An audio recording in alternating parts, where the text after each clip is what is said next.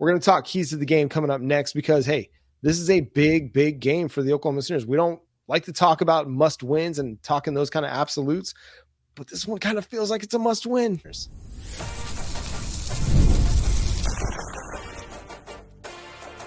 You are Locked On Sooners, your daily podcast on the Oklahoma Sooners. Part of the Locked On Podcast Network, your team every day. Again, thanks for making Locked On Sooners your first listen every single day. It's keys to the game prediction time. Jay, give me an offensive key to the game to get us going. Offensive key to the game is going to be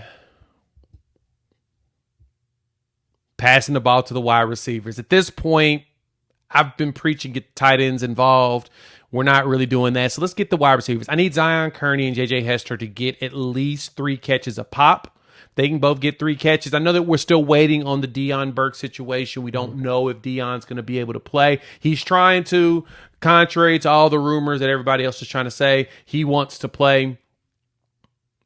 If we can get at least 3 catches out of J.J. Hester and Zion Kearney, I think I'll be happy. And I think that'll mean that we're trending in the right direction. I mean, you put out the tweet about how much Michael Hawkins had the ball in his hands. To me, we can get about, 30 throws in this game, but definitely get some catches by the wide receivers. I think it's going to be a good one. What about you? You got to protect him. It's true. Kyle Kennard, Dylan Stewart, 2 really, really good dudes. And those aren't the only really good dudes on that South Carolina defensive front. So this offensive line has got a huge, huge test ahead of them. They're not going to be able to keep him clean the entire time, but you're going to have to try to give him enough time. And if that means throwing more max protect, using more tight ends in the blocking scheme on passing downs, by all means do it. It's going to be tough because these guys are really good. They got a lot of NFL players on that defensive front, and Michael and some of this Seth Littrell can scheme against. Get the ball out of his hands quickly, whether it's a wide receiver screen, a little flare out to the running back, something, a quick turn and a quick hitch by the tight end, just to go 5 yards, turn around, sit down in the zone, and on time, you can set yourself up and set your quarterback up for some success if you scheme the passing game to get the ball out of his hands quickly, and then try to let your playmakers make plays. Yeah, it's going to be critical. They're one of the top teams in pressure. I think they're ranked 3rd in grade by Pro Football Focus right now in pressure. They're ranked, 8th in coverage. They're really good. They're really good. They're really good on the defensive side of the ball. They're way more. I'll put it this way: their offense is what's holding them back. Sounds familiar, doesn't it? So, if anything, we've got to make sure that we are not letting them abuse us on the front line, which I think the offensive line having continuity now, going into our 4th week in a row, that should help us. That should be one of the key things that'll make us look better. I think the line will play better now that they're together, and hopefully they're talking more. Hopefully they're loud and more vocal. But they're going to be the biggest challenge for us. They're the best defensive line we're going to see. I'll be curious what the offensive line looks like because partly in that game, Michael Tarkin came out, Sexton slid over to left tackle, Heath Ozida came in at left guard. It's not something we really talked about on this on the show this week. Yeah. But what they do along the offensive line. Now, I think they go back with the experience and the line that they had, but it wouldn't surprise me to see more Troy Everett in there somewhere because he did play well against Texas, but it's going to be a huge matchup to watch this week. Defensively for the Oklahoma Sooners, I think it just comes down to stopping the run.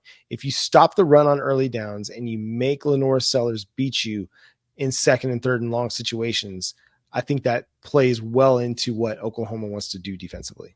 I agree. We are a top 10 rush defense by grade over PFF. So we're doing really good job there. Our biggest problem is that it just doesn't hold up after, the secondary starts to slowly, quote unquote, get gashed. But we're doing what we're supposed to do on the defense side of the ball. And I think that's going to be what's going to be our saving grace. South Carolina's offense just isn't that great. They have opportunities to be great, but there's just not. And if you do enough to confuse in the way our scheme is, and I know Zach Alley can do that and throw some exotic stuff out there, we should be able to contain them and make life difficult. We just need to keep the 3 and outs coming Stop the run and keep the 3 and outs going. If you keep them at 3rd and long on a regular basis, we have an opportunity to easily pull up this win. But the key thing is you've got to keep them in 3rd and long. Yeah, and limit some big plays, because what happened against Texas is things started to unravel when the big plays started coming. Whether it was that catch along the sideline or the run where, listen, guys were late to the field, late to get the call in, and nobody was quite ready to play. And then you're grasping at straws, so to speak, and missing tackles. So playing, and I think being at home will help, but playing a little bit faster and getting set a little bit faster as a defense will put them in a better position. I think special teams is going to be huge. We know Shane Beamer is going to try and channel his father on the road, the great Frank Beamer and Beamer ball, and try to create some crazy things on special teams. Shane Beamer he's not afraid to run a fake punt, fake field goal, onside kick. He's going to try and leverage special teams to steal a possession, steal a score, steal an opportunity to create a big play and a big momentum shift. So I think Oklahoma, which has been good, they've been much improved on special teams. If Oklahoma can win the special teams battle, again, this could just mean winning the field position battle. This could mean making all your kicks when you get opportunities to make a kick, being ready and aware of the fake opportunities and the fake potential, and just being keyed in and locked in on some of those things. If Oklahoma can win the special teams battle, I think they win the game. I agree. It's all we got to do is win the special teams battle, win the field position battle. Should be a good game. Should be an opportunity for a close win. I don't think it's going to be a blowout on either direction. But, man, I would love to be surprised that this offense just blows up out of a sudden. I would love that surprise. It will be great to get that surprise, and it just magically happen. Hear me, universe. Listen to the words that are coming out of my mouth. Hello. Give me some magicalness on this offense. You saw the dude that predicted Oklahoma to score like 56 points over at the Oklahoman, right?